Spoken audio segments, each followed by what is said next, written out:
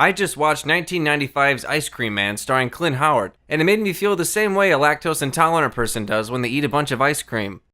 Gassy. Let's discuss. This is gonna be fun.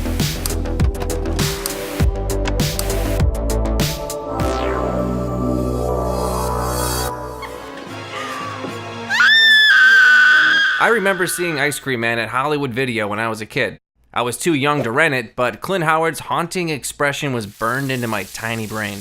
So when I saw it on eBay for $4, I knew it was my chance to see just how weird it truly is. Ice Cream Man tells the story of a deranged ice cream man You didn't say please. who not only terrorizes a neighborhood and kidnaps children, but serves them gross ice cream. Ew, look how gross it is. It's got mice and, oh, is that an eyeball? Ew. The movie comes right out of the gate giving us the Ice Cream Man's backstory, showing a brief moment in his childhood where he witnesses the Ice Cream Man in his town get gunned down in a drive-by.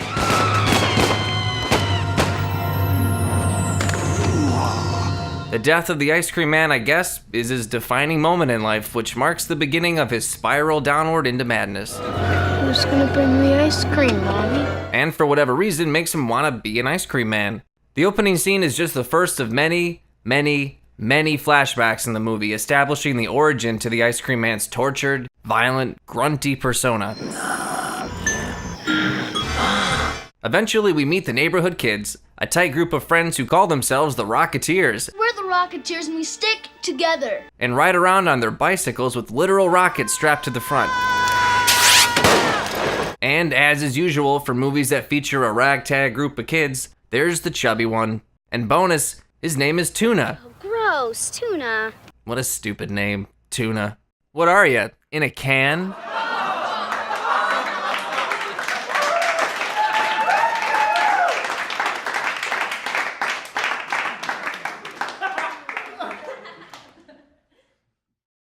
The best part about Tuna being the fat kid in the group is that he's not actually fat. It's obvious they cast a non-overweight kid and just stuffed his shirt with pillows or whatever. Who thought this looked good? The story really kicks off after one of the Rocketeers gets kidnapped by the Ice Cream Man. Having witnessed his friend get kidnapped, Tuna tries to tell his parents about the Ice Cream Man, but they're no help. Mister, shoes on the porch, you know the rules. And eventually, the cops show up and start questioning everyone in town. All he wants you to do is keep your eyes open for us. Sure. Who am I looking for? Anything strange.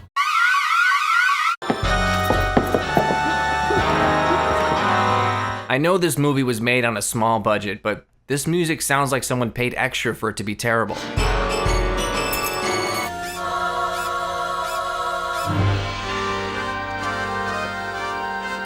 With the clueless cops not being any help and the parents being totally oblivious, What the hell is that ice cream dork doing out this late?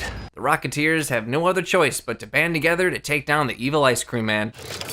I lost track of Tuna. Just make sure Tuna didn't fall or something. Of course Tuna fell. He's always falling.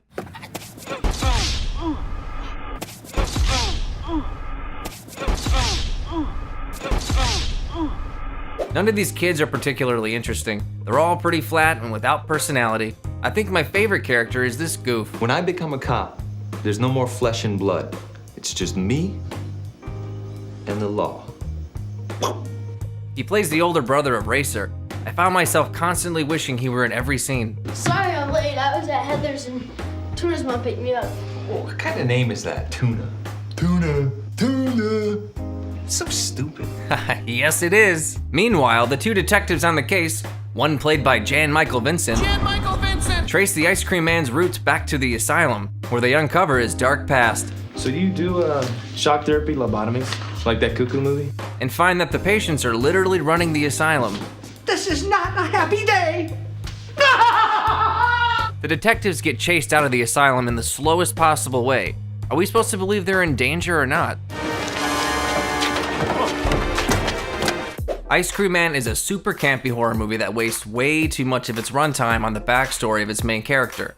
They got Clint Howard and wanted to use him as much as they could, but what should have been left up to our imaginations were spoon-fed with a ton of flashbacks, leaving you bored and just wishing the Ice Cream Man would kill somebody already. The movie's body count doesn't really start climbing until the last 30 minutes, which is a disappointment. With a cover like this, I was left wanting more. The ice cream man's living situation is also very confusing and distracting. He lives on the same property as the nurse who treated him in the asylum when he was younger. Are you all right, Gregory? Rent's due in a couple days. It feels really contrived and really unnecessary. You could have probably just cut her out entirely.